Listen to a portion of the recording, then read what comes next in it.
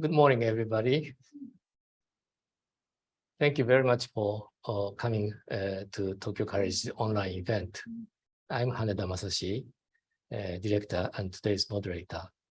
Today, I'm very excited to be just aside of one of the most important international figures in the field of research, in the research field of science, technology, and society, Professor Massimiano BUCCHI. He's a professor of science and technology at the University of Trento and director of the International Master Program. Very difficult name, but anyway, he's teaching at University of Trento in Italy. But he is invited by many countries, many institutions in many countries, and then he's also many books, including Italian, English, and more than 20 countries, published more than 20 countries. I'm not quite sure if it is his book is translated into Japanese or not, but anyway, he's certainly a big name in the field of research in science, technology, and society. He is now at Komaba campus of the University of Tokyo by the invitation of the Department of History and Philosophy of Science, and he is staying for 1 month. And taking this rare opportunity, we requested him to give a lecture, a public lecture today on his favorite topic. So without waiting, I'd like to request Professor BUCCHI to start his lecture. But before that, just remind you that you can find the Q&A button below the screen, and by using that button, you can send us questions and remarks freely. And if we have some free time after comment and discussion, I will pick up some of them and ask directly to Professor BUCCHI. So please use that button. You can write both in English and in Japanese. Right, okay, shall we start? Then Professor BUCCHI, the floor is yours. Arigatou gozaimasu. Thank you, Haneda Sensei, for your kind words. I'm truly honored to be here today at Tokyo College and offer my little thoughts on this topic. The truth, Tell Me the Truth About Technology is a reference to a famous poem by Winston Hugh Auden, Tell Me the Truth About Love. So I played on that title to raise some reflections about about technology and society. And during the past few years, I have worked on this topic, and I think the reason is quite simple, is that we live immersed in technology. Our daily life is punctuated by, for example, by the notifications or messages or applications. But on the other hand, nobody helps us understand technology. If we think about, of course, I have in mind the example of Europe, but for example, in school, there is no, students are not helped, they're not taught how to think about technology. Technology is either negated, so for example, you shouldn't use your mobile phone when you are at school, or sometimes in the media, it is idealized as a solution to every problem. So I try to present these topics in a very accessible way in this little book. The title is impossible to translate in English. Io e te means, io e te in Italian is me and you, but of course tech is technology. And so the book is organized around in a peculiar way. So there are 7 short lessons. I will mention here 3 of them. This is a graphic summary that an artist made of the book. But there are also dialogues to focus and understand our relationship with technology. If Google Maps is an application, maybe we don't worry too much. But what if Google Maps is a person, and to give us directions asks something in exchange? Where are we going? Why are we going to a certain place? Do we want to book a restaurant? So by personifying technology, I try to make it easier for the reader to focus the problems and the dilemma, and also the opportunities, of course. There are also exercises to be done with the smartphone to increase with the awareness. So is to some extent is an attempt to help readers interact in practical way with these thoughts about technology. So let me start with these 3 very simple points that I have selected for today's lecture. Okay, sorry. This is just an example of the exercises. Might be fun to see. One is called resistance to notifications. So the idea is that 2 or more people would put their mobile phones at the distance where they can listen to the sounds, but not see, for example, the content or the sender of the message. And it wins the one who resists more to take the mobile phone in the hand. And the other one is a simple way to reflect on the power and functioning of algorithms. We know YouTube is suggesting new videos. Once you've seen a video, a new one will come out, or new videos will be proposed. So the idea is that the reader can make a list and see where the algorithm is leading or is trying to lead our attention. And of course, the understand that the purpose of this algorithm is to keep us as long as possible on the platform. So we can see the distance, for example, between what you have actually searched or chosen to watch and what the algorithm is suggesting at the end. There were lots of discussions in many countries about, for example, violent or extreme politically controversial videos that were suggested also, for example, to young viewers. So how does it happen and why? So this is the little exercise I am proposing. So let me move on to the simple thoughts about, but hopefully important thoughts about technology. Technology changes ourselves.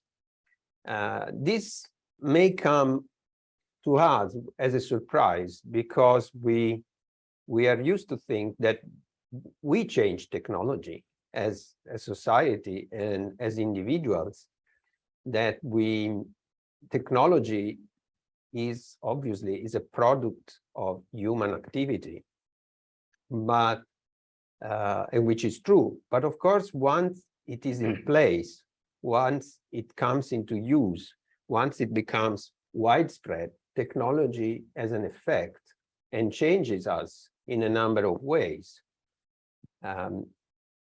For example, our perception of space and time with digital technology is certainly different from the perception of space and time that we used to have in the age of the electronic mass media like television or radio, or even before in the age of the printed board. We are used, for example, to instantaneity. We expect instantaneous response from a message or for when we send an email. And this is, of course, it's a change in our expectations towards communication. Our actual sense of space and time is changing. There is I don't know if this is a familiar book in Japan, but the Tour of the World in 80 Days which is a classic by Jules Verne. It's a book that first incarnates this idea of connection and globalization, and you can travel all around the world in a relatively short time. And of course, we can do it also through the media today. And so when this technology or when this perception comes into place, a philosopher, Peter Sloterdijk, has said, in our age, in an age of global and instantaneous communication, there are no more travels, there are just delays. We just experience travels or a span in communication as a delay. Let me give you an example which comes from a lecture that an American writer, David Foster Wallace, gave at his home university. So he told the story of these 3 fishes in a bowl of water, the older fish and 2 younger fishes who meet. And the older fish asks, "Morning, boys, how's the water?" And their response is, "What the hell is water?" They never thought about water because it's natural to them. It's an environment, it's a fluid. And the same thing happens to us with technology, and particularly with communication technologies. They become a fluid, an environment. An Italian philosopher, Luciano Floridi, has created this term, on life. In our age, there is no more online and offline, particularly for the young generation. So the internet, digital communication is like a fluid where they have been floating all during their life, and they are floating all during their life. So this idea that technology is an environment and becomes a habit, a landscape, or even to echo what Marshall McLuhan, Canadian sociologist of communication, used to say, it becomes a second skin or a second nature.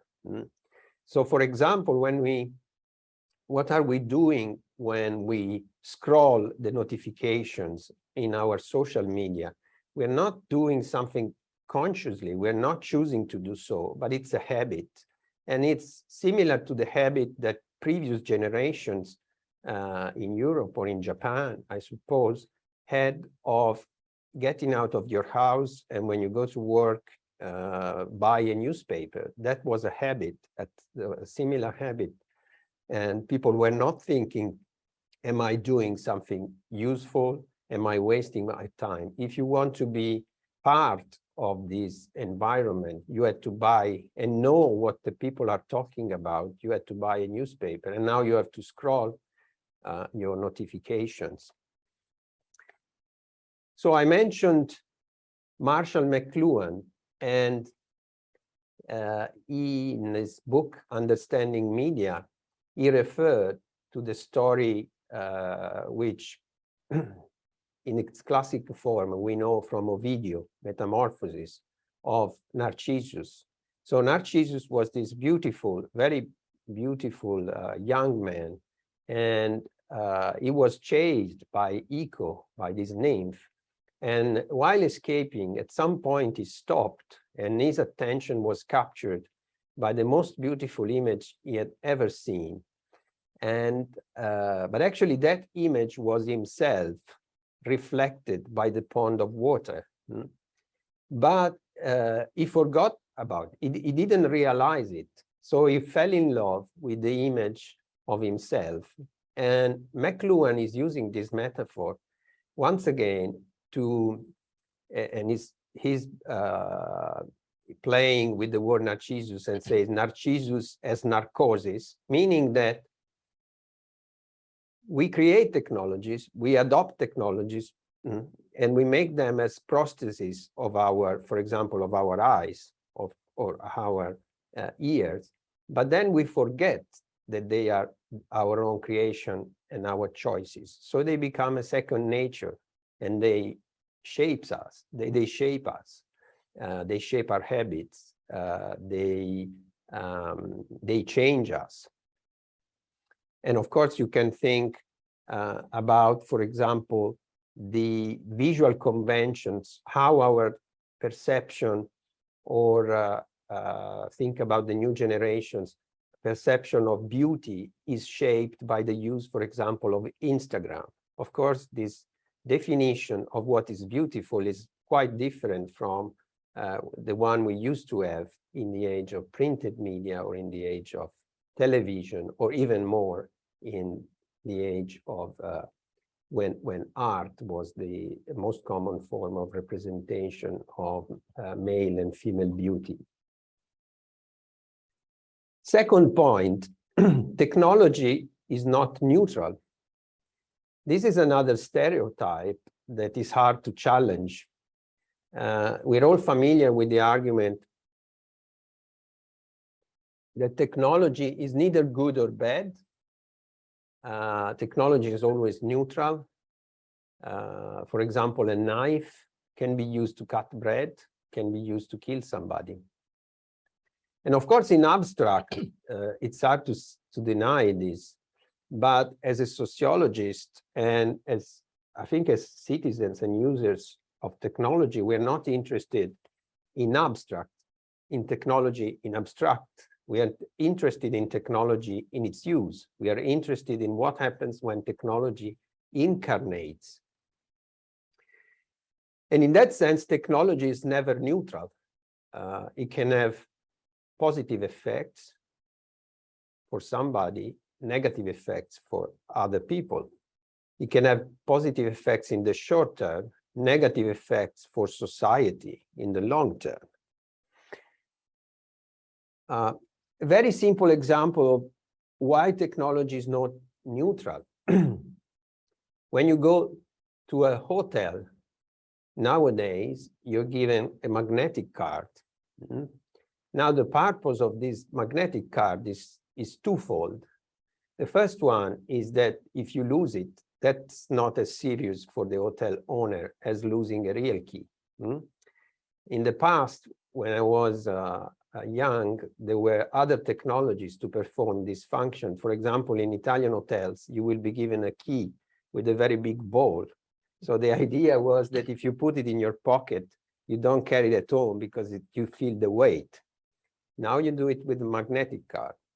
But the second reason why we use this magnetic card is to compel the tourist or those who stay in a hotel to a socially desirable behavior to save energy. If you want to get back into the room, you have to take the card away. And so the energy will stop and the energy will be saved. So that's a simple example of how technology can be used to force behaviors that a society deem as desirable at a certain time. Another example is the noise a car would make if you don't put the safety belt. Designers or those who study these things talk about lock-in and lock-out, meaning technologies that force us inside the system. For example, when a software tells you you really want to go out without saving, that is an example. Or lockout or for example, when Apple is forcing its users to use just Apple devices, or you cannot use a telephone with another operational system, and so on. Or lockout, for example, when an antibiotic has a particular protection to avoid children from opening it, because you have to do it with a certain pressure, and you have to do it in a certain way. So these are all examples, simple examples of how you incorporate a morality inside technology. Another argument to understand the non-neutrality of technology is that even the innovators, even those who created the technology, they often have no idea of what types of use the technology will be used for. So in these pictures, we have three of the greatest, or who are regarded as the greatest innovators and inventors of the past 2 centuries. The brothers Lumière, who created the cinema, for a very long time, they thought it was an instrument for historical documentation. So to portray and to preserve things that were happening at their time. They had no idea this would become a powerful entertainment tool. Thomas Edison, when he invented, among other things, the phonograph, which is the ancestor to music players, he made a list of the uses, about 10 things that could be done with the phonograph. And he put music at the last point. He thought it was a tool for the office, for managers, for example, to dictate their orders or to dictate letters to be transcribed. Steve Jobs, when he introduced the iPhone, he certainly didn't think it could be used as a babysitter to keep children quiet when you have to do other things, and so on. So when we have to be very careful when we make the equation ethics of technology with the ethics of the inventor or innovator. Sometimes the innovator doesn't have a very specific idea, or the uses of a technology can change in time and in space. Third topic I want to touch is what I call the angel's offer. And it comes from a story that an American philosopher used to tell to the students of a course of ethics. So he said, imagine an angel is coming from paradise and offering you a marvelous invention. It will make our lives easier. It will allow the injured and the sick to travel less. It will bring distant families and friends closer together. The only thing the angel asks for this is a sacrifice of 5,000 lives every year. So he asked the question to the students whether they thought we should accept this proposal. And of course, you can think yourself whether it's a good proposal, it's a good deal or not. And many students were, of course, concerned that we should sacrifice so many people for this innovation. But then the professor revealed, and some students had already understood, that we had accepted this invention since a long time, and this was just a car. At that time, victims of car accidents were about 5,000. So we had already accepted the angel proposal, and this is a good story for understanding something that to some extent is very simple. We cannot take only the positive aspects of technology.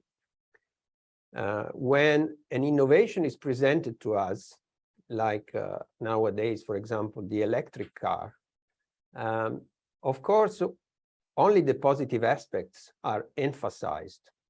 But every innovation, every technology has a price to pay. We could say there is no rose technology without thorns. There is always a price to pay for everyone or for somebody. So I challenge my students at the beginning of my course every year to name a technology with only positive effects and one with only negative effects. And this is very hard to find. Even if we think of the worst possible invention, like the atomic bomb, some historians, some scientists said, if we haven't had the third war on a large scale, that is probably due also to the deterrent power of atomic bombs. Or we can take the most simple and positive invention, like the bicycle. Lombroso, who was an Italian physiologist and anthropologist, he wrote a piece presenting the dangers of the bike. And one of the dangers of the bike was that criminals could run faster than the police and escape. And the police was not prepared to this innovation. A corollary of this, or another reason for this point, is that technology is not an island. So again, we are tempted to see technology as a single piece, but technology is always part of an environment, of an infrastructure. So if you want to drive a car, if you need an infrastructure of gas stations, highways, insurance, police controlling, and so on. And so we have to see the positive and the negative of technology in that, in the context of that infrastructure. And sometimes a technology doesn't produce its full effects, for example, until a small detail is introduced. And a nice example is the computer. The computer was for a very long time something very complex to operate, just for professionals. There's a famous prophecy by the IBM CEO saying, in the world, I think there is a market for 4 or 5 computers maximum. But what helped a computer become a mass commodity was the introduction of the mouse, something that could help people interact with the machine in an easier way. And this was introduced by Douglas Engelbart in 1968. We should be careful not to just focus on digital technology. Of course, this is a great temptation in our time to attribute all the changes and all the problems to digital technologies, social media, smartphone, the internet. But many of our behaviors and habits and trends have a longer history. So, for example, our impatience, our sense that communication should be instantaneous, and everything that is not instantaneous is too slow and doesn't matter, was not created by the internet or by Line or WhatsApp, but it was introduced in mid-19th century by a person named Samuel Morse with the telegraph. The telegraph, there's a very dramatic story behind the invention of the telegraph. Morse was a painter, and he was working far from his house, and he received too late by horse the news that his wife was very sick. And when he arrived, his wife was already dead. So he became obsessed by instantaneous communication, and finally he invented the telegraph, which is the first tool that makes communication instantaneous. And then, of course, all the media, all the other media followed, as we know. Let me pay homage to Japanese creativity and technology with another invention, which is the ancestor of something we see today very, very strong, because everybody has a headphone, right? Now, this was something that was invented in the late 70s by Sony with the Walkman. Another very interesting innovation that Sony marketing was very much against it, but Akio Morita, who was a visionary leader of this company, really wanted, and it was a huge success. and for the first time made possible to listen to music, for example, while traveling or while jogging, and also introduced the concept of multitasking, listening to music while doing other things. And another thing which is very, very modern, which is the playlist, personalized list. You don't have to listen to the whole record. You don't have to listen to what the radio select. You can make your own selection. And actually, you could also share it, because the Walkman had 2 plugs. Now you share it digitally.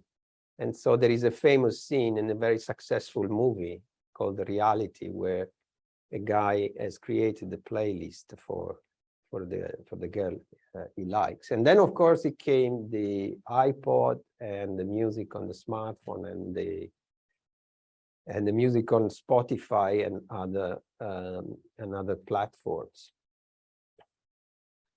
Now, another thing we know is that society and politics are often displaced by technology, and particularly by new technology.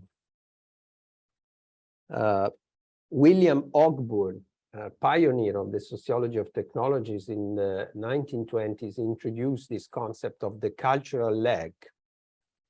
The cultural lag, it's a very simple idea. It's the idea that society has different parts that move at different speed.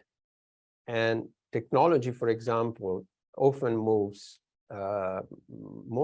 faster than other parts of society. And it takes some time for other parts of society to adapt to the impact of this technology and regulate this technology and create an appropriate infrastructure. Now in the picture, there is a woman who's actually a scientist, Mary Ward, who very unfortunately, back in 1869, was the first victim of a car accident in a car actually built by his relatives. They had an accident and she suddenly died. So, as I said, this was 1869. It took almost a century for societies to create a comprehensive system of car safety. So design the car in a way that was safer, not just for the drivers, but also for the pedestrians, introduce a system of universal insurance.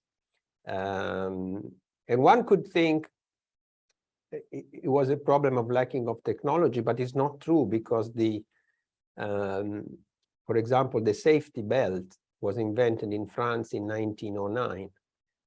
And as I said, for example, in the US, the comprehensive safety road system or a comprehensive act for safety on the roads was introduced in 1966.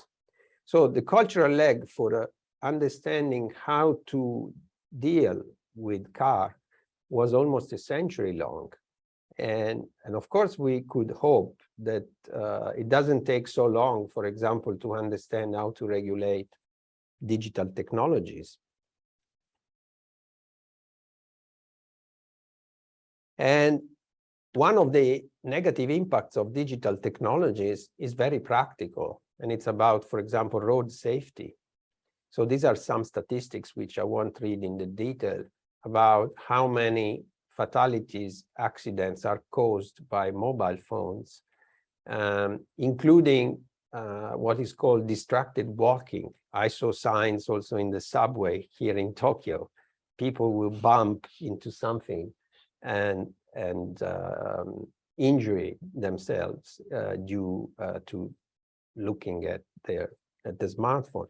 There is also something tragically funny. There's even a Wikipedia page. It's called Death by GPS. People would found them in deserts or had problems, or even were found dead because they relied too much on the GPS for directions. Maybe you remember this picture when the so-called Cambridge Analytica scandal broke up a few years ago about the use of data by third parties, Facebook data, it was quite surprising internationally that Mr. Hatch, a member of the American Senate, asked Mr. Zuckerberg, how do you earn so much money given that your Facebook is free? And Zuckerberg was quite surprised by his question. And his response was a bit elliptic, was we run ads, which is partly true. But then they changed the early slogan of Facebook was it's free and always will be, and then they changed it. And of course, one could think that if politics is so naive about how the business of social media work, then of course, how can citizens be more aware? And then of course, this is true. I don't know how it is in Japan, but in Europe, many governments and local governments, for example, have trouble regulating Airbnb, for example, which has a very strong impact on cities. There is a website which is called Inside Airbnb, which shows you the distribution of these houses offered in a city. And some cities like Barcelona, Madrid, Florence, there are entire neighborhoods where normal people or students cannot live anymore because everything is rented on Airbnb. So this is another example of a long-term impact that politics underestimated. Let me finish. Do I still have 10 minutes? Yes, of course. Yeah. Okay. With something which is now I'm now working on. It's actually almost finished and hopefully will be published next year, which is a continuation of this work on our relationship with technology and innovation, but trying to connect more in depth with classical ideas like the vices and virtues. So it's a series of small chapters that start from common observations about our relationship with technology. So, for example, how or why is the tone of communication of digital companies so confidential compared to other companies? For example, when on our smartphone you say, maybe you were looking for, or maybe you missed some notification. No, this is much more informal. And or when a voice assistant talk to us, then other companies who used to send communications or information, like, for example, electric company or energy company. Or why do we no longer want to pay to read the news in a newspaper, but we are willing to donate money to Wikipedia, right? This is apparently a contradiction. We don't want to pay the news, and then we complain for the fake news. But a lot of people are willing to donate money to Wikipedia. So what I'm trying to do, as I said, is this, trying to see how certain widespread behaviors in relation with technology connect with traditional concepts. So, for example, there is this phenomenon of selfie tourism. Recently, a few months ago, I was in a beautiful place in the Cinque Terre, northwest coast of Italy. And somebody explained to me that people come with the trolley and just to a certain location just to take a selfie, and then they go back. And this is quite common. And And of course, this has to do with the way we consider ourselves in relation to others. And Aristotle, for example, when he talks about envy, he already understands that envy is not because we want something for us, but because we see that some people have something. So, for example, we see on Instagram every day hundreds of pictures of people who have a good time in tourist locations, right? So locations we might have never thought about visiting, but then, of course, the temptation comes there. Another vice is avarice, greed. It's a vice of not wanting to spend, not wanting to pay. So, for example, we are invited to download apps because it's free. We like to watch news or read news because it's free. But on the other hand, as I said, Wikipedia in the last fiscal year, they received 54 million from almost $8 million. So it's an apparent contradiction. So maybe it's not avarice the reason why we don't want to pay for the news. So it must be something different. Maybe it's, as I said before, we are now used to the concept that certain things have to be free. Or it could be, or another reason could be that we like to donate to Wikipedia because this is something we can do today and then forget about it. But we don't want to subscribe to a newspaper because this will create a tie or an obligation that might last in the future. Laziness is another interesting vice to look at our relation to with technology. There's a resistance normally to the development and adoption of innovation. We tend to stick to our habits, to what we know. When Ignaz Semmelweis introduced disinfection, something that today we use very much, he found the opposition of all his medical colleagues because this was something nobody had heard about, and they had never thought about the fact that by performing operations, they could carry a disease or an infection. So it was an insult to the medical profession. So Semmelweis eventually succeeded, but he died in a psychiatric hospital. So we are lazy. We are lazy also when we don't care for information unless it's instantaneously and accessible, if we don't have a link or something we can click. It's, of course, the internet offers a lot of things, interesting things that would require some time and dedication to find. It's easier to go where Google takes you, even if we don't know how this secret algorithm selects the result. And actually some results are selected because of the ads, because the companies pay. Hybris is another interesting concept. Hybris comes from Greek, and it was the scene of man trying to compete with the gods.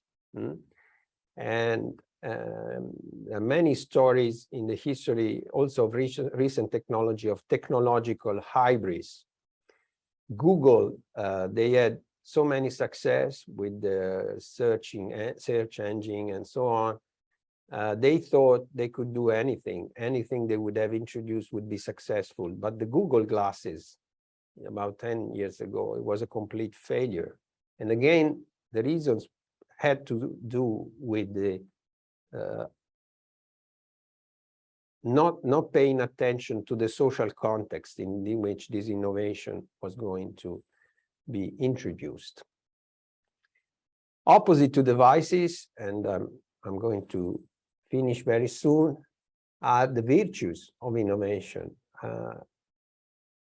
As a society, as individuals, of course, we're interested in maximizing the positive sides of innovation. So the classical wisdom of virtues mentions, for example, prudence. Should be prudent. Jesus recommends in the gospel to his followers to be as prudent as snakes. This is why the snake often comes in the representation. So, but often we are not prudent about innovation. We don't take the time to think about the long-term effects. Temperance is another interesting concept. Can we use technology with moderation? This is very hard. It's very hard today to say, okay, let's stop here. This smartphone model is much more than enough compared to my needs. Of course, technology is a continuous game to expand and opportunities and expectations. Francis Bacon, already in the 17th century, he was caring for innovation and saying that innovation always fixes something, but it breaks something else. And this is very easy to apply to innovations today, including digital innovations. And then finally, there is justice. I mentioned before the underestimation of the long-term impact of platforms such as Airbnb, streaming platforms with millions of users like Netflix, who are very resistant to pay taxes like traditional companies, or to respect the rules, for example, that the hotel or other companies would respect. And of course, particularly for innovators, it takes fortitude. It takes resistance to failure, not just for the innovator, but also for users of innovation.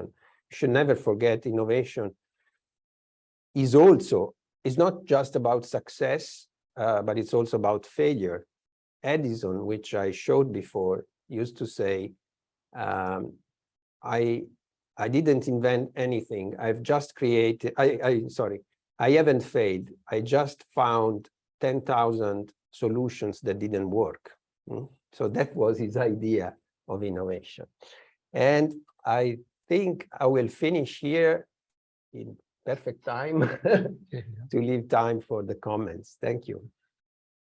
Well, thank you very much, Professor BUCCHI, for your very inspiring lecture. So far as I understand, technology has always two sides. Am I right? Yes. Yeah. Well, we have two excellent commentators today. The first commentator is Professor Michael FACIUS.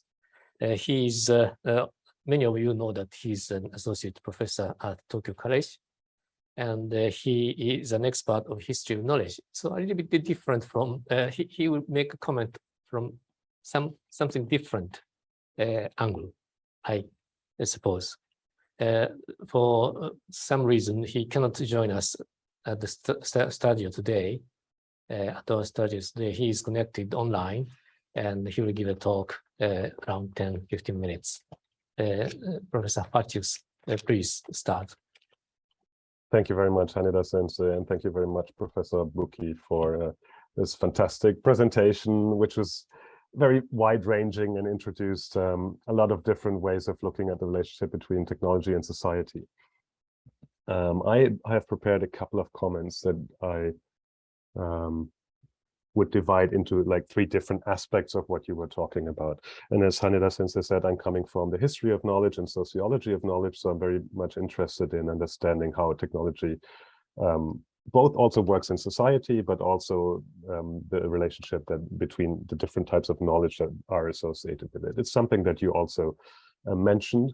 And of course, one of your backgrounds is, or like one of your research interests is like science communication as a subject. So the question about like how to communicate scientific, not just scientific results, but also like facilitate communication between science, society, citizens, and so on. So some of my comments would focus on this aspect. Yeah, like these are my three topics that I briefly want to talk about: science communication and tech literacy. The second would be about the different points of view that are implicit and explicit in your presentation, but also that one can take vis-a-vis technology. And then the last part would be about technology as a habit. Okay, so first of all, so yeah, as I just like said again, I feel like, yeah, so one of your research focus is science communication, but I feel like also today's lecture in many ways goes beyond traditional ideas of what science communication has been understood as, for example, like media reports or something that explain how science works, something like that, or YouTube channels even that just explain how science works. Because it's not just about understanding facts, right? Both in your book and in today's lecture, it's very much about aiding listeners in finding their own stance towards and their own standards of evaluating science and technology, both as not just as an abstract system, but also how it impacts themselves and society at large. So I wanted to like briefly ask you this perhaps a bit more abstract question for some of our listeners today, but a question that I feel is still very relevant. So like, what is the purpose of contemporary science communication? That would be for you. It seems like very encompassing, both given the fact that technology is so central to like all aspects of how our societies work, and many of the problems we have also in contemporary global society. And then the second question is that I have related to that is there's also the term tech literacy, which seems to be a bit narrower than science communication, but literacy is like a concept that's very important, of course, in the context of education. You mentioned schools and teaching about how to use technology. So I wondered if you have any thoughts about the relationship between science communication and tech literacy. Is that a word that you would use? Is it a field that you would associate with? And I just want to give one example also where I feel this is an interesting word or concept also to think about. Because like you mentioned so many different forms of technology. You said, for example, also that it's not just about digital technology, and you mentioned knives as a technology as well, right? So like technology is a very, very large field and very encompassing word, especially for us working in science and technology studies, right? So it's not just the latest AI or something like that. For example, like regarding literacy, so there's this one field where in social media where we have a relatively recent development where people try to think about social media literacy, right? I mean, it's in part it's recent because social media themselves are 10, 15 years old. So we can only now start to think about like, what does it mean to have a good relationship, and how can we teach, especially like children or in school, but also, of course, like adults, everyone who starts to use social media, how to use them in a way that is literate, which means like understanding how the system works, how it works as a medium, how it affects us, and how we can relate to it in a way that is productive for ourselves. And so, as you also said, like many of the ideas and many of the current topics and issues also actually hark way back. They go way back. They are not just about things that happened in the last 10 years, but they have longer traditions. And of course, media literacy is a term that existed for a long time. It was originally also about like the traditional media, such as newspapers and television. And in this traditional media literacy, we have the 5 concepts, right, that are the basis of media literacy that people need to understand to relate to media productively. First, that media are constructed, that they shape our perceptions, that they are interpreted in different ways. They also have commercial implications, and that they always embed points of view, right? These are 5 traditional concepts. But of course, like in social media literacy, that's problematic. Like these assumptions about traditional media are problematic. And there's one recent article, for example, that is about that critiques these old models because it assumes, these models assume that in media there's a commonality of content, right? Like a newspaper or TV would broadcast the same content to everyone, but social media don't do that, right? It's individualized from the start because the algorithm understands what you are interested in and serves you individual content. So even if we talk about Instagram, my Instagram would be different from your Instagram. There's boundaries between medias and users. That's a traditional assumption. There's an offer like a newspaper company or a TV channel, right? And then there's users on the other side. But of course, with social media, every user is both a consumer and potentially also a producer. So these boundaries and the platform is kind of neutral in many ways, not in all, but like neutral in the way that it allows everyone to produce content and interact with each other. Then others are like the mutability of identity and units of reality, the direction of influence, which is also bi-directional, and also where is the locus of responsibility. So all of these are like new ways of looking at media literacy for social networks and social media. And I wondered like if you have any thoughts about these different types of literacy needed for different technologies, or if there is an overarching theme for you that connects all these different literacies. Yes, the second of my 3 points that I wanted to make is regarding the points of view of technology. So, and first I wanted to inquire a bit about the points of view that you yourself use in your lecture. So I found this idea, and apparently it's going to be a book soon, or like some kind of publication at least. The framework of vices and virtues to evaluate technology. I found that very interesting. And to me, it seemed an approach that I, also as a German and someone who's studied area studies and is now in Japan, that I somehow read as culturally Italian, in a sense that it's, for me, it's connected to this shared social vocabulary rooted in like the Catholic tradition, which is still available, even if it's not religious today anymore. And you also mentioned, of course, Aristotle and so on, but like this idea of having the 7 deadly vices, for example, yeah, that seems to me to have a specific cultural background, at least, thinking about technology through these vices and virtues. So, and I find it very productive. And I wondered also, based on that, how do the standards of evaluating technology, like looking at it through the lens of vices and virtues, how do they change based on locality, based on different cultural standards? How is that important for both for your work, and how do you think it's important to understand how people relate to technology? Just to give an example, like in Buddhism, for example, like a Buddhist virtue would be concentration, right? That would be one of the highest virtues to have, because concentration of the mind or mindfulness would allow you to see clearly through reality, right? And concentration is, of course, also a virtue that is very important in terms of the debate about social media, for example, that like we lose our concentration because of all of those permanent notifications that we get. So like there are so many different ways, or like a Confucian virtue, traditional virtue would be filial piety. So what does it mean about our human connections to our family? How could we evaluate technology based on that standard, and so on? Like these are like some traditional values, but like the general question would be, like if you have some kind of comparative observation, also right now being in Japan, about how people evaluate technology, and also perhaps how we in science communication should be thinking about these different aspects. A second part relating to the points of view is that, of course, your lectures switch between different points of view of the people who use technology, right? You have like that of the citizen, or also the consumer or user, like the individual. But you also mentioned the viewpoint of producers, like very important, also state regulators and the scientists themselves. So yeah, all of these different points of views need to be considered.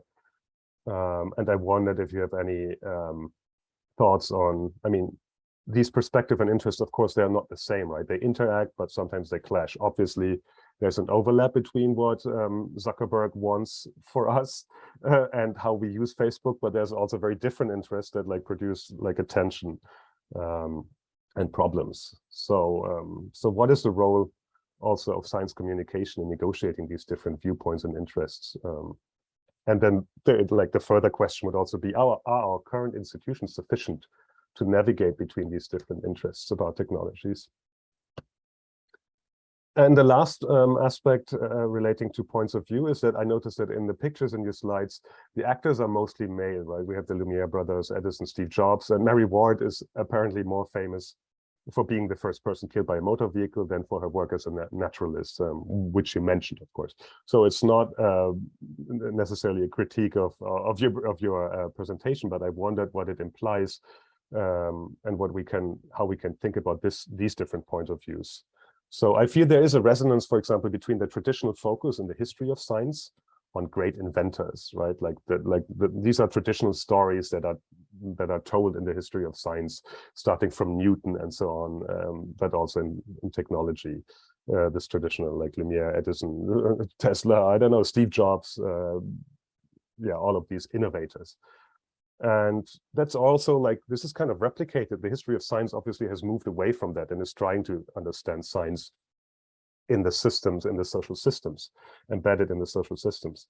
But we still have this cult basically in business circles, right? In Silicon Valley, it's always about the great heroes like Jobs, Zuckerberg, Musk. These are lionized and idolized. And they also are mostly male, right? So I wondered, so what are your thoughts on a gendered perspective, both on the social and individual impact of technology, women using technology differently from men, and also like technology having a different impact, but also how to navigate that in science communication. And the last part of my comment would be about technology as a habit. So both your book and your lecture frame consumers' relationship with technology as habitual. For example, relying on a GPS, right? That's a habit that we get used to, something that we learn, that we get socialized or into. So it's also connected to people not being able to read maps anymore, right? Which used to be a common knowledge, like for the last centuries, I think, for many people. But now people don't understand how to use maps anymore, which is like completely neutral. It's just an effect of like this development of technology, map being kind of an older technology that's now being displaced by GPS. But anyway, it's a habitual relationship, something that we learn how to use and then use on a daily basis. Notifications, of course, are simple, and going down the YouTube rabbit holes, like these two examples of your exercises, would be other examples. So you propose even in your book, like for smartphone users to do these exercises to help us become aware of how we're using it, how we're using technology, the kinds of habits we developed, and perhaps also with the idea of not just being aware of them, but also changing them in a way that is productive for us, so that we are not controlled by our implicit habits, but can be more actively, understanding about them and use them in a way that is good for us. So, and I feel that this habitual view has important implications also for science communication and for policy. So like, as I said, I feel like the traditional emphasis of science communication is teaching facts about technology. This is what AI is. This is what like cryptocurrency means. This is how social networks, algorithms work, and so on. So should there be more of a focus on teaching ways to relate? So that's also related to the question of literacy. Should that be the main focus, perhaps, that we need to, not just science communication, but in general as societies, that we should be learning and caring about? And then also I feel like this, of course, awareness and habits, but also the trust in institutions, also the tech players, for example, are also psychological issues, of course, right? Awareness and the habit is something that's inherently like connected to our psychological setup. So I wondered if like, should tech education or teach and encourage this kind of habit building, perhaps also as a means to counteract the psychological manipulation of tech companies, because they are explicitly using the latest knowledge and research in psychology to manipulate, or let's say more neutrally, to influence users to use their technology in a certain way. And then a last question, and then I'm finally stopping, is, so if so, who would be responsible for these habits? And there's a comparison, for example, that we can make to food and obesity issues, right? Like if people, like, are people responsible for their obesity or not? Like, or is it an issue that, like, for example, McDonald's is responsible for, or like, like the fast food fast food industry? Is it something that the state is responsible for because they need to regulate it? And the same kind of question can be, of course, made, can be asked about technology and social media. So who's responsible for these habits? Is it the individual user, the tech companies? Is it the state? Is it media? Is it academia also? And of course, I guess like the answer is like everyone in a sense is responsible, right? It's like because we're all interacting, which is what makes it so difficult to regulate that on a like level of society. So the question would more be like, instead of like blaming a particular actor, which is not very productive, it's more about like what would be the most promising point of intervention for this kind of habit building, if you agree to these like previous ideas that I have. Okay, these are a lot of different questions. Of course, I don't expect you to answer to all of them, but I hope they give some kind of input and that you can select one or two that you find interesting, that you would like to reply to. Thank you very much. Thank you very much for your very comprehensive questions, comments. Originally, I intended to put two comments together and ask Professor Bucchi to respond to these two comments later. But since these are very rich comments, I would like to ask Professor Bucchi to answer your comments right now.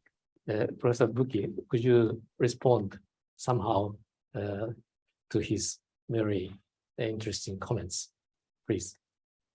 Yes, thank you. I think you touched so many Mm. interesting points that, of course, it's not possible for me to Obviously respond to all of them. About tech literacy, I think yes, what you suggest is quite important. Rather than teaching facts, and this applies to science literacy as well as to tech literacy, teach, or rather help to think. This would be already a substantial step. Not just use the technology, but think about it. So immediately when you start thinking about it, why am I using certain technology in a certain ways? What will be the implications?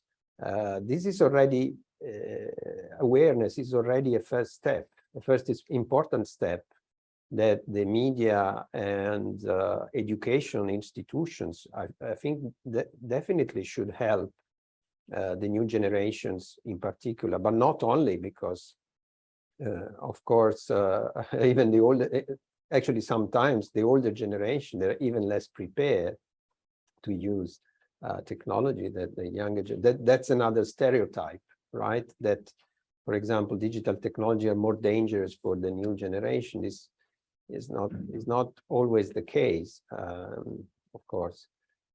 So that I would completely agree. Of course, it's not an easy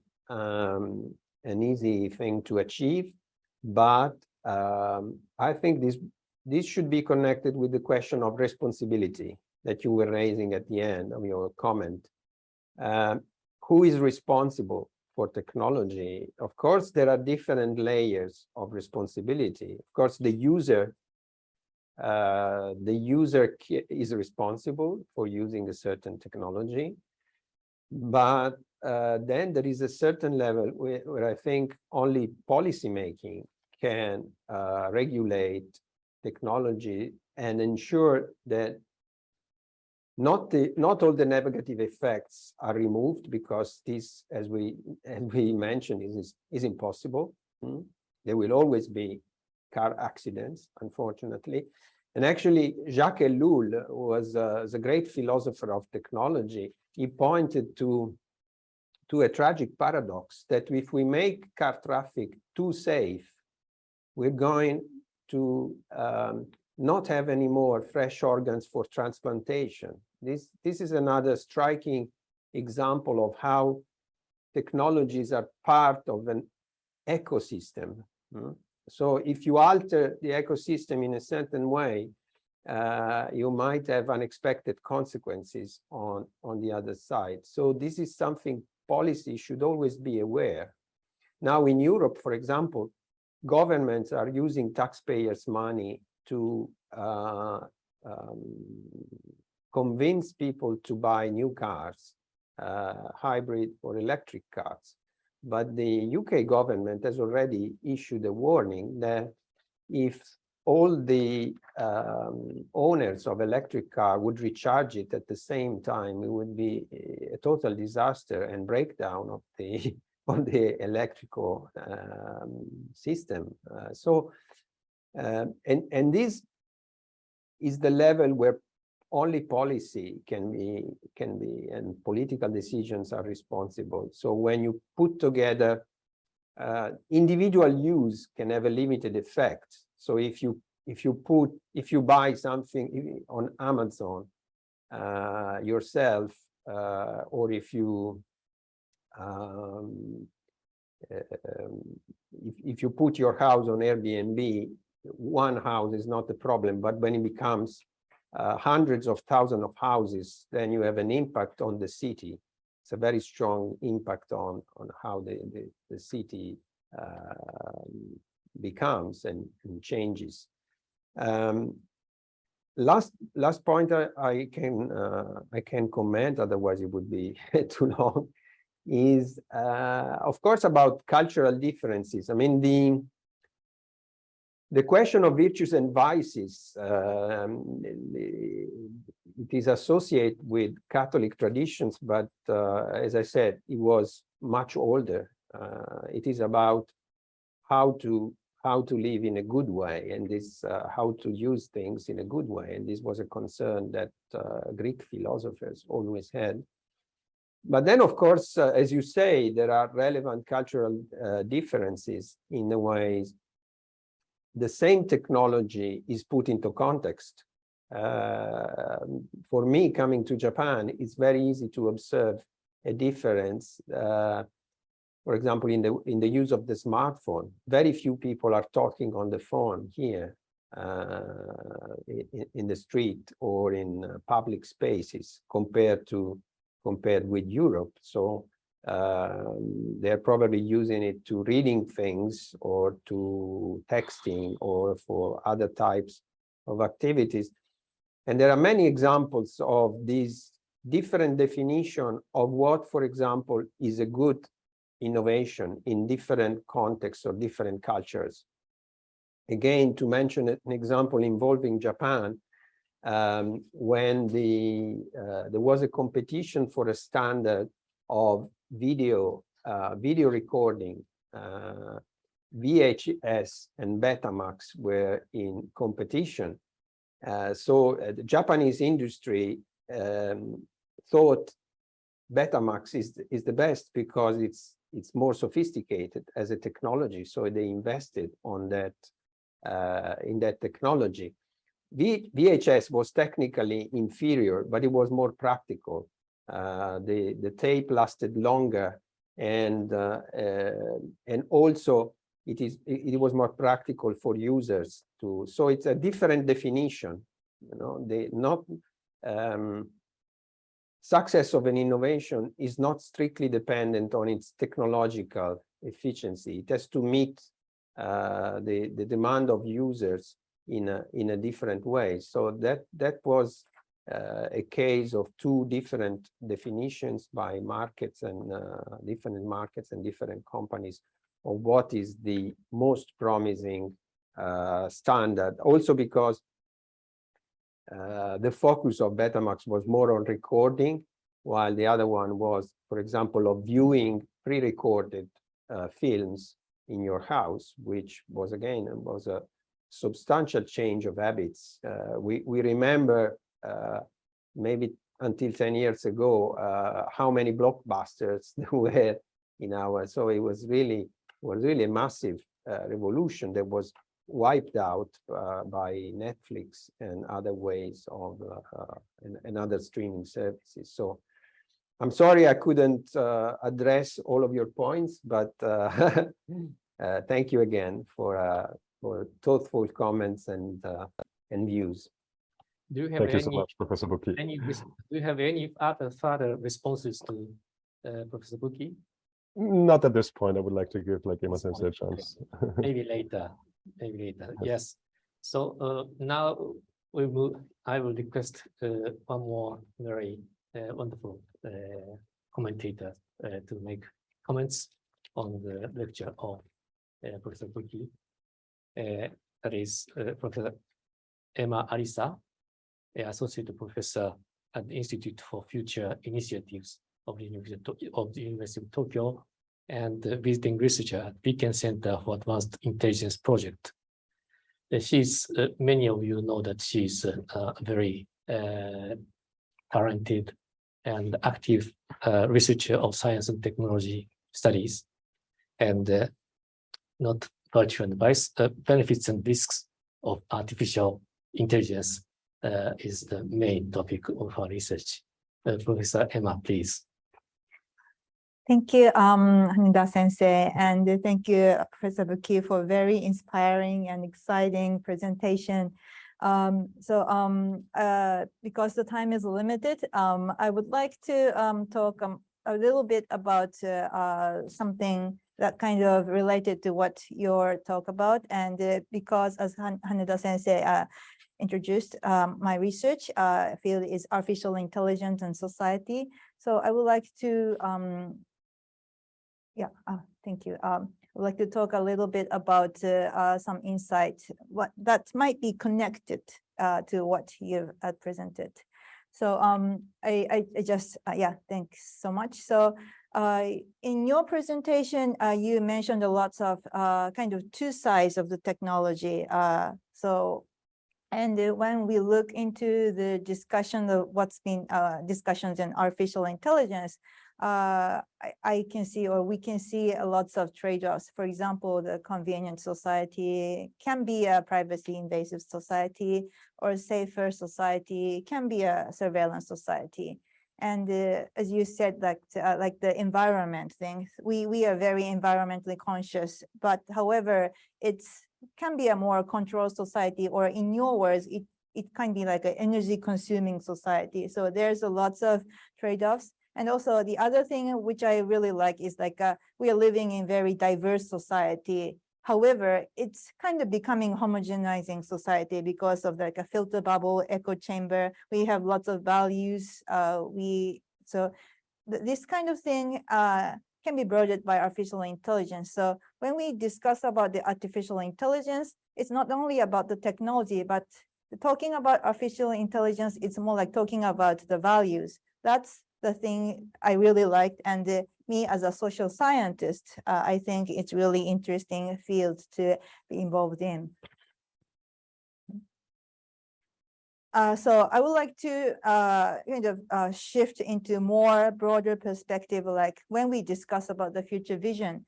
So artificial intelligence is kind of considered as a tool to realize this idealistic future vision. For example, like SDGs, Society 5.0 by the Japanese government, or maybe like a digital transformation. Those future visions actually has this kind of vision, like the healthy society that people will be living in very healthy, and also maybe the well-being, happiness, stability of the society, or people being connected so nobody will feel alone. So those kind of society is one of the ideal society. And the thing is that I kind of withdraw these sentences from the one book or the novel, and it is This Brave New World. So 素晴らしい新世界 in Japanese. You can read it in Japanese as well, the Aldous Huxley. So it's written in 1932. So it's a bit older thing, but what's being discussed here is really interesting. So the red part, I won't read it all over, but the red part is more on like a tech side, dark side of the technology maybe. But it will realize some sort of happier or society. People live happily because of the technology, but the technology might have another, will cause another difficulties or the challenges. And because of the background age context, more of the technology is featured on more like a biological technology, and well, that's this kind of dystopian, utopian society. The novel will actually well, let us think about what's the benefits and the risk of the technology. And the other one I would like to introduce is the circle. This is much more written in earlier age, in like 2013. And this can also be, you can read in Japanese. And this one is much more focused on like the tech society. It's more similar to what we live in. Maybe it's not like a sci-fi, it's more like the real society. So it describes that the society where everyone uses like a social media and connected, and the company's concept that they raises this slogan like secrets are lies, sharing is caring, privacy is theft. And why I put these two books, why I introduced this book is that I thought comparing these two reveals some interesting things. So this book, written in 1932, actually describes that this is kind of like a one potential society with the dystopian future. However, when I read this circle, I think the main personality, the main character of the book, what in my interpretation is that she actually accepts this kind of society. In other side, this Brave New World, the main character, the main personality reject this wonderful society. So I think we talked about the culture. However, the value maybe changes, and because we cannot live without technology right now. I'm with my iPhone or the iPad here, and we're using actually broadcasting this kind of technology. So we have to kind of adjust ourselves. But however, in other words, we also have to be really thinking about the influences of what the technology brings us, and also what kind of technology we wanted to bring us. And this is the old saying that I really like. The road to hell is paved with good intentions. In Japanese, it's 地獄への道は善意で舗装されている. I think we have to be really aware of this kind of, we really think about this kind of saying. So even if we consider that we are building a good society, we might be going to hell. I don't know. It might be decided by the future generations. But I think I came with this saying because recent trends of discussion on ELSI here in Japan. So ELSI, ethical, legal, and social implications or issues became a keyword right now, especially around the information technology. And that is kind of very appealing words and very understandable words for the probably like companies or the engineers. So we need to involve E person, L person, S person, like a LT person, the people who understand the ethical thing, or the law, or the like a social scientist. And another thing, and I were kind of invited as a S person, social scientist. And many engineers or the companies, people said that we need the social acceptance toward the technology. So it's more like a one way.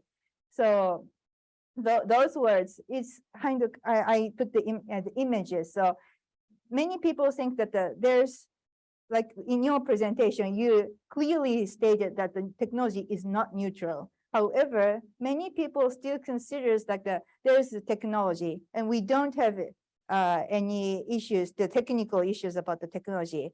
What we have to do next is consider that there's a hurdle, like a legal hurdle, the ethical hurdle, and the social hurdle. And there's no such kind of interaction between this, but we need some kind of more upstream discussion at upstream of the technology. When we creating or when we building technology, we also have to discuss these healthy issues. So this kind of gap between the social scientists or the public and the people who are actually creating the technology is one big issue related to the artificial intelligence here right now and today. So my kind of questions or maybe comments to your presentation is that how can we engage in dialogue from the upstream of technology development with engineers or the company, or maybe like a very big tech company who say that if technology provokes a controversy, it is a defeat for us. So that's actually very interesting comments that I was given by one of my colleagues. It's when you talk about like the fishbowl mentioning what is water, it's more like it. So the technology, the engineers wanted to build the information technology as an environment or infrastructure. So they don't want to provoke a controversy about that. They wanted that kind of technology to accept it without any friction, like the ethical issue or the legal issue, social issue. However, I think we need some kind of discussion. Otherwise, we need to maybe change the way of the thinking that we need to talk about water. But it's really difficult to say that you're in the water. So that's one of my questions, one of my comments. And the other thing I wanted to raise is kind of like reflecting myself. So how should social scientists be involved in this kind of discussion and responsible for technology?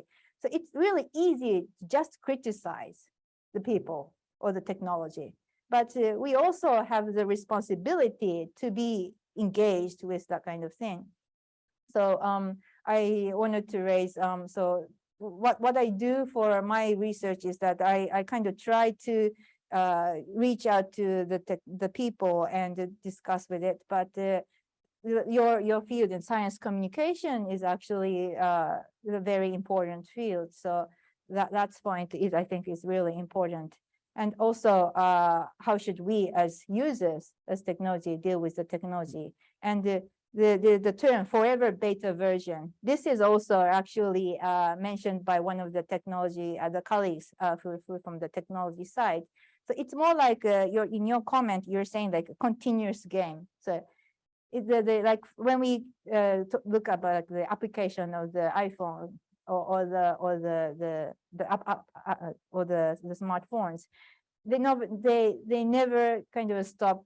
You know, it's kind of like a forever beta. So we need to be aware of that kind of thing, and it's so, and also users should have aware of that this kind of the forever beta. And lastly, I would like to raise this co-language dilemma. So it is difficult to predict the impact of technology before it is used in society. However, once the technology has become widespread, it is difficult to control.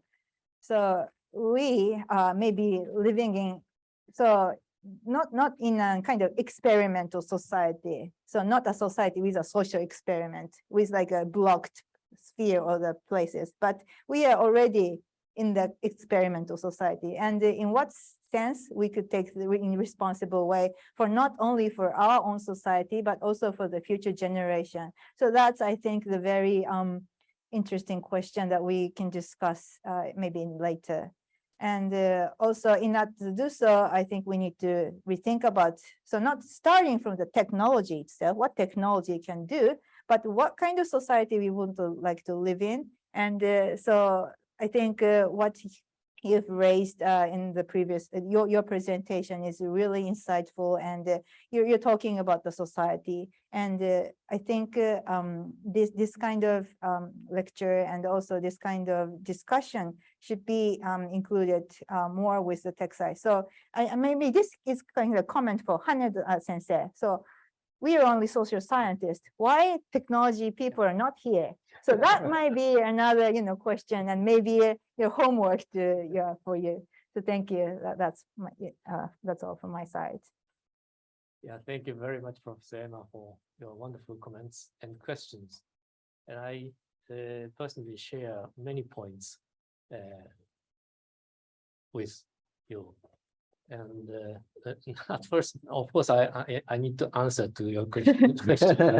At first, you, Professor BUCCHI, could you answer or respond to her very stimulating comments? Yes, I think I agree to many of the points that you raised.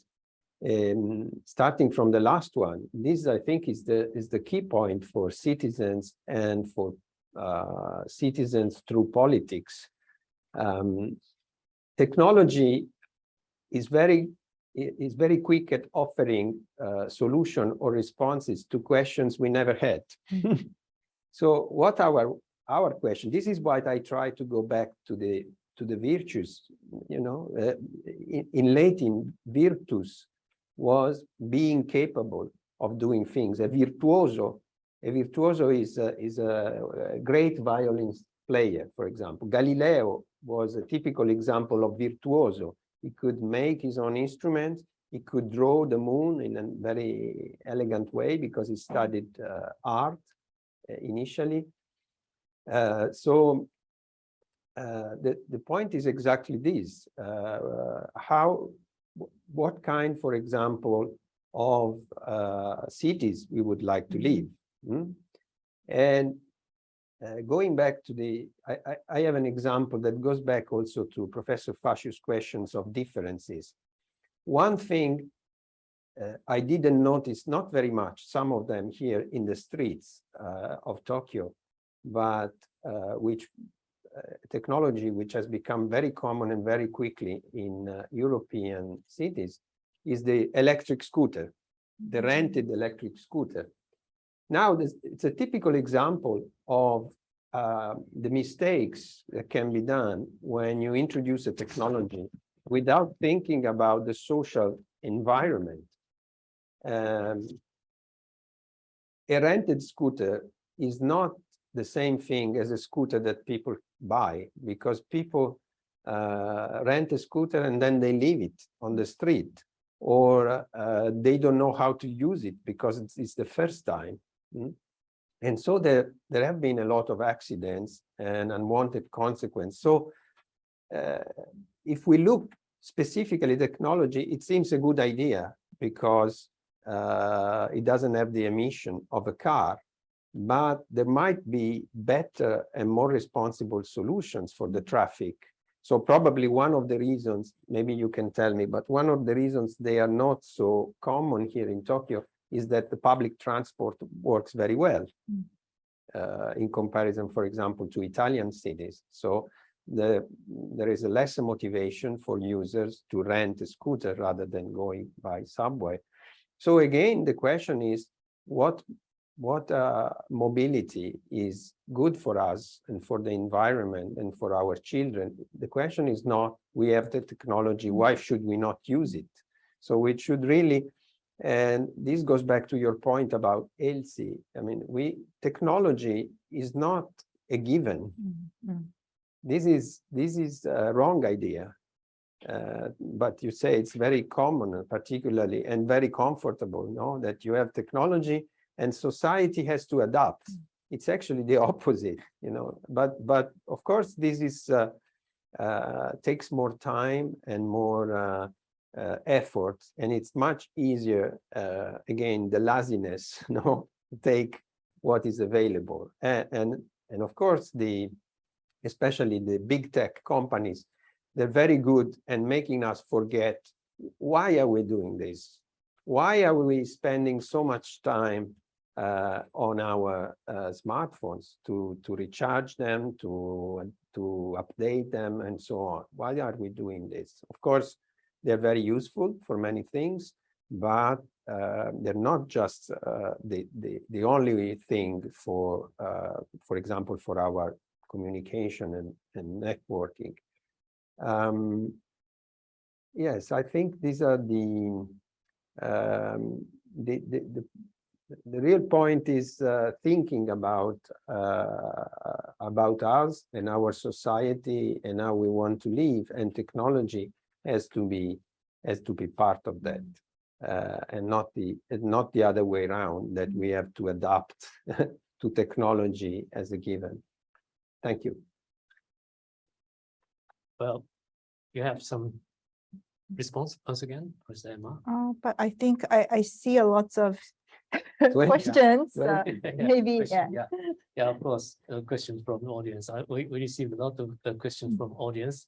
But before that, I need to respond to Emma Sensei's question.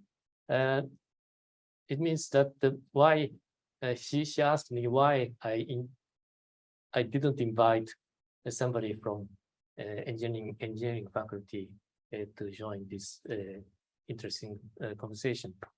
My answer is that at first I wanted to ask Emma Sensei to come, and I wanted to listen to her first. And then next time, certainly, I will ask somebody from the engineering community to come to join us, and ask once again to Emma Sensei to come to join us. Okay. So this is the first part, and we will continue. Okay, look forward for that. Yeah. Looking forward for that. Yeah. Certainly. Okay. Yeah. Definitely. And many questions, mainly in Japanese, but in English at first. I will read it to you, and please answer this question. Technology may lose its neutrality only when it is used. Usage of technology deeply related to human features. What is important is humans keep their stance as the responsible owners of the technology, isn't it? It is not easy because recent advanced technology is very complicated, so that only some experts can understand fully. But attitude of humans that they are the owners and the producers as a whole of technology, never slaves of technology, is necessary. The will may not be perfect, but without the will, consciousness and awareness, humans tend to be unknowingly enslaved of the technology. Probably this is the key of current science communication and responsible research and innovation. What is your observation? I mostly agree with this point. I think awareness and as Professor FACIUS was mentioning, this very interesting Buddhist concept of awareness, mindfulness, concentration. I think this can be very nicely applied to technology, that we, contrary to Narcissus, we should never forget about ourselves and about the fact that technology is something we can use, and rather than be used by technology, which is something that McLuhan had already. McLuhan didn't get to know the internet. He was thinking about the classical mass media, but he explicitly mentioned this point that we can become, what he said, servo mechanisms of the technology. Again, if we think how many things we do for our technology, buy it, charge it, update it, repair it, accept copyright and privacy agreements. So it's a lot of work that we do, and we always have to be aware of this and what it's actually the purpose is, and how does it improve our life, or and the impact can be, again, I think we shouldn't demonize technology, but the impact can be very strong. Another example is the growing of sleep disorders, which is being documented by many studies, partly also connected to the use of digital devices during the day. Well, the next one that is in Japanese, so I need to translate it into English by myself, but it's not very easy. The first question is related with Professor Emma's comments. I try to transfer. The legal system always comes after technology. It means that damage can only be addressed after it has occurred. I believe that it is usually the vulnerable groups, weak people of society that are affected. How can we solve this issue? For Emma Sensei. No. For me. Okay. Good. Okay. Yeah, Emma Sensei also asked this kind of question. Yeah. I don't think we are condemned necessarily to discover the negative effects once the technology is there already. I can think of a few examples where politics was proactive in, for example, creating an appropriate infrastructure for technology. One is the example I mentioned of the telegraph. So in United States, even in a country where the public system is not so developed like in Europe or in Japan, the government understood that without public investment, this technology couldn't display its full potential.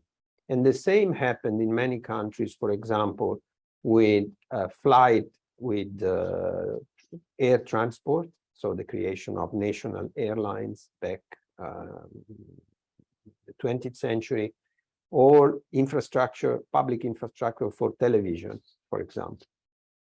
So there have been examples where society through politics has actually looked in advance to the potential on technology and how maximize its benefit. So I think this is possible.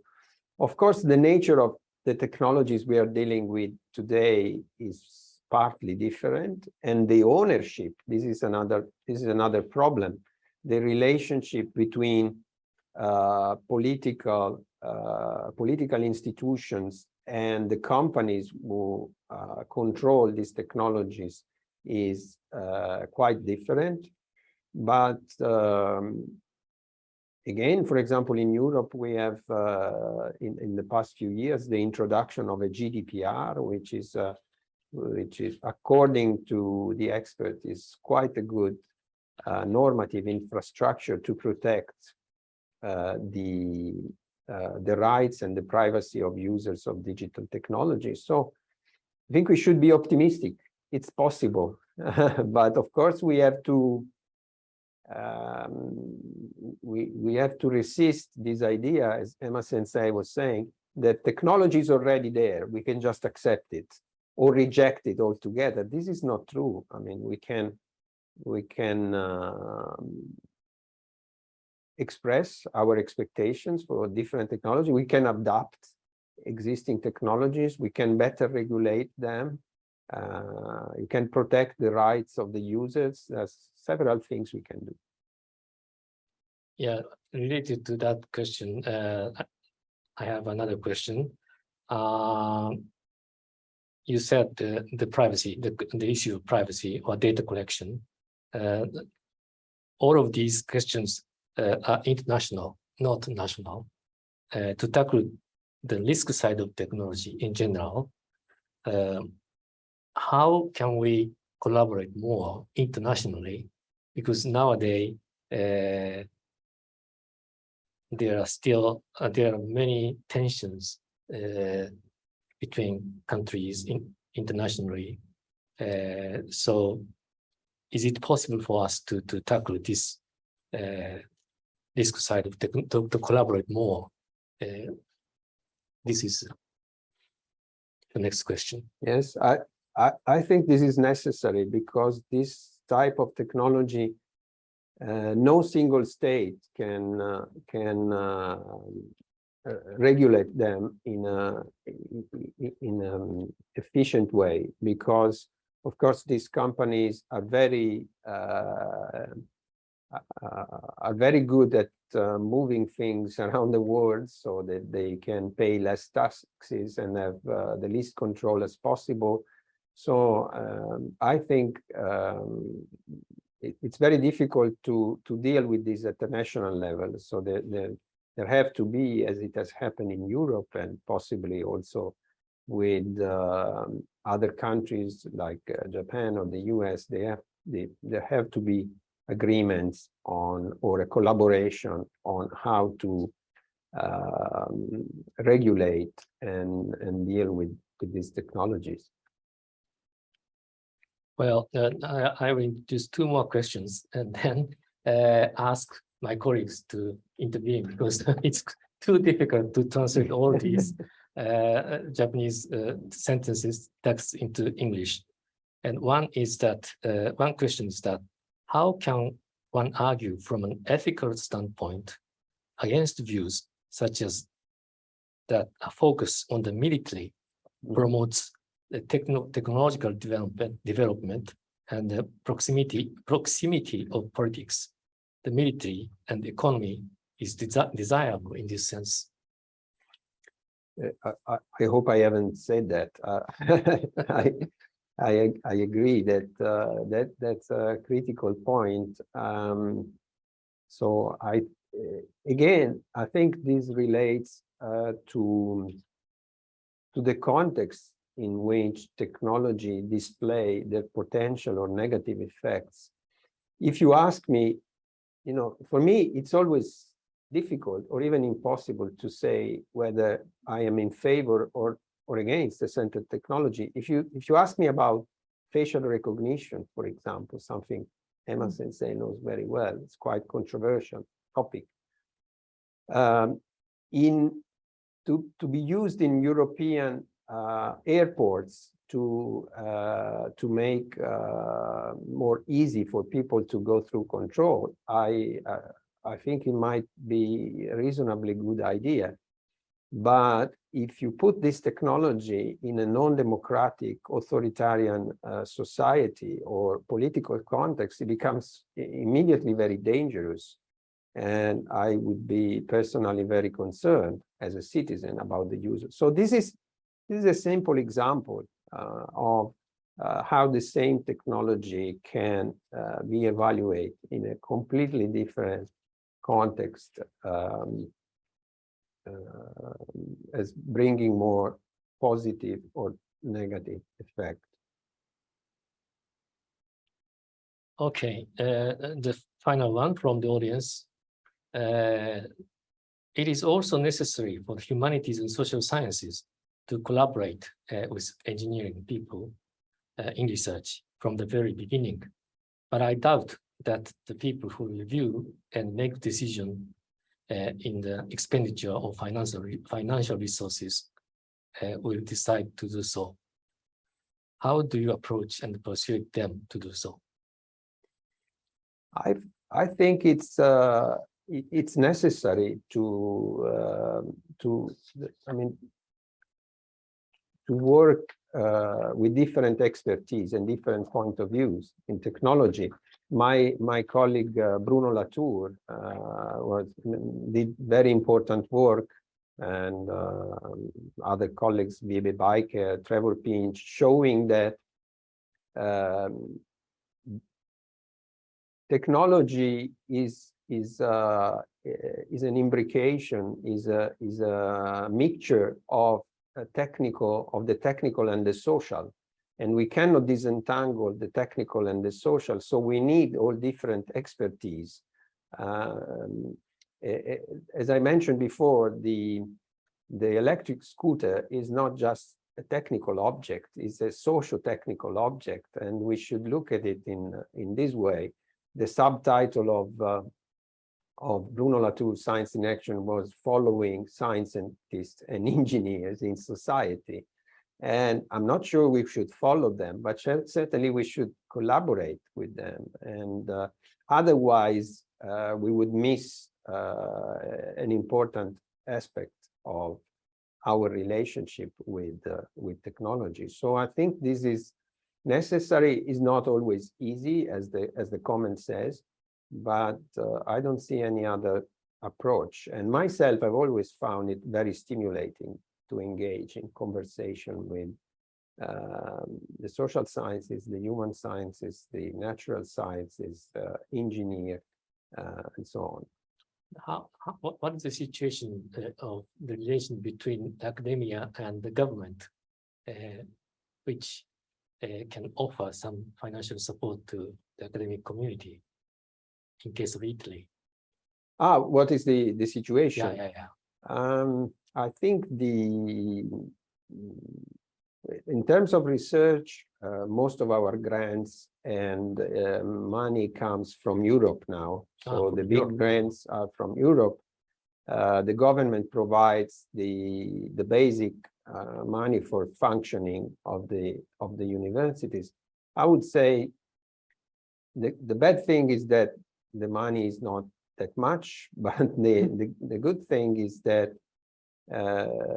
Italian universities are quite independent in the way they can organize their teaching and research activities. So there is not a very strong influence politically, also in cases of changes of government. But again, as I said, in Europe, for example, who decides what are the priorities about science and technology spending or about innovation, the future of innovation in Europe? That is not very clear. It's a very complicated bureaucratic process. Some countries have more influence, clearly, but it's not so transparent to the citizen, despite the democratic discussion in European countries. Can I jump into this discussion? Of course, yeah. Thank you. Yeah. So I also really think it's really important to be involved in the very upstream discussion, and the funding actually can be a stimulus to that kind of collaboration. But from my experience, when the money ends, the relationship ends. That might be a one possible, thing. And so I think it's really important to start with kind of like a the money can be a tool, but I think what we really has to do is to discuss why we need this collaboration, and we have to start from that point. And I think the information technology is much more easier compared to like the bio or nano or the hardware software, because the IT, as I said, it's much more connected to the issues of value or the maybe the people's desire. So it's much more easier for many people to join in and discuss. For example, artificial intelligence itself has been coined words in like with the relationship with the IT and also the anthropology, the science communication. So not the science communication, but so that kind of nature kind of enables and to let the many people to discuss. So I think at least when we are talking about this new IT technology, we have a lot of opportunity to start this discussion. And I just wanted to share one experience before I stop. I currently work with many engineers or the scientists. I'm trying to be involved from the upstream discussion. But when I start this kind of activity, I was very frightened by them. So, just they kind of like said, considered me as the person who came to stop their innovation or the research. Criticize, just to criticize. Yeah. So so it takes a time. So we started discussion without money, and that's important. So we had a lot of informal discussion. So like, having the lunch together, dinner together, go to somewhere else. And that kind of procedure is really important. It takes a time, as a professor said, there's no, the concrete or the silver bullet to, start this kind of discussion. But I think those funding with LC or people started to see the public awareness. So there's a lot of seeds that start this kind of discussion. So I am kind of optimistic about the discussion. Right. And that is why I told you that this is the first starting point to carry on this kind of activities for the near future.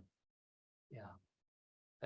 Professor FACIUS, do you have any other comments or discussions while listening to us?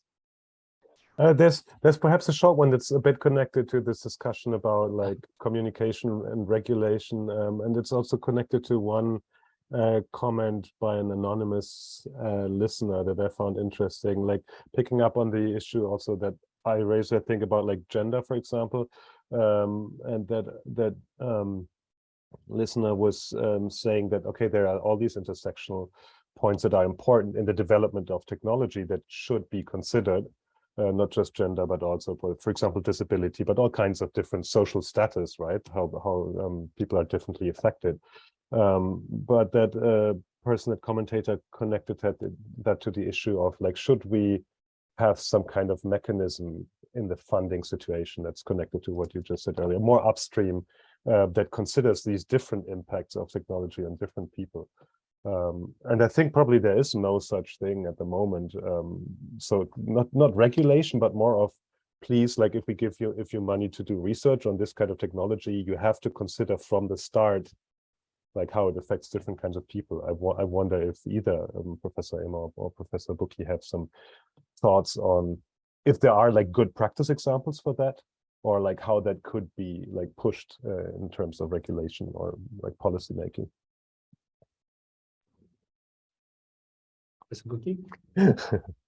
The first example I can think is for example, the Danish Board of Technology. There are examples, particularly in Scandinavia, of consensus discussions about technology, considering, for example, for waste disposal, different options. So having an open debate with the citizens and the experts. And I was involved in some kind of this experience in Italy too. And I think in general, I mean, irrespective of the outcome of the discussion, I think the process itself is very important. Then you can give citizens and experts an opportunity to interact and talk openly to each other. I think this is it's already a very important step, and in my view, maybe I am naive and optimistic, but I think the companies, the innovators, should be very interested in the first place to know what are the expectations and the views of users and upstream.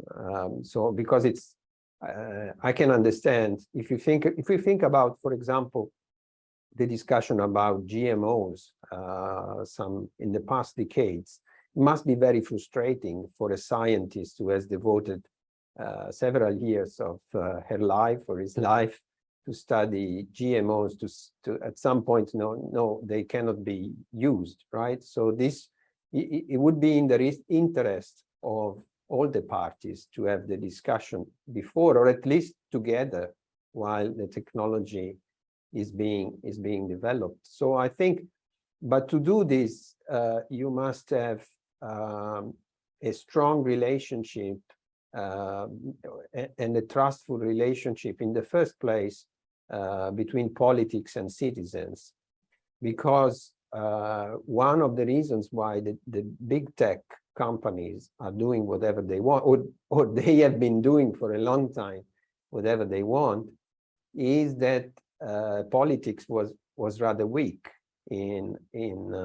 as a counterpart, as an actor, either because it was misunderstanding what this technology was about, or because it was unable to find solutions for a viable solution for its regulation. I think if politics is a a trustful and reliable and strong in that sense counterpart, companies and innovators would have to accept this responsible and constructive dialogue also in their interest. Thank you so much. Okay, so unfortunately the time is up now. Thank you very much, dear colleagues, for your very lively discussion, and thank you for audience for your very eager, enthusiastic attendance today. And I look forward to seeing you again soon. Thank you very much. Bye-bye. ありがとうございます。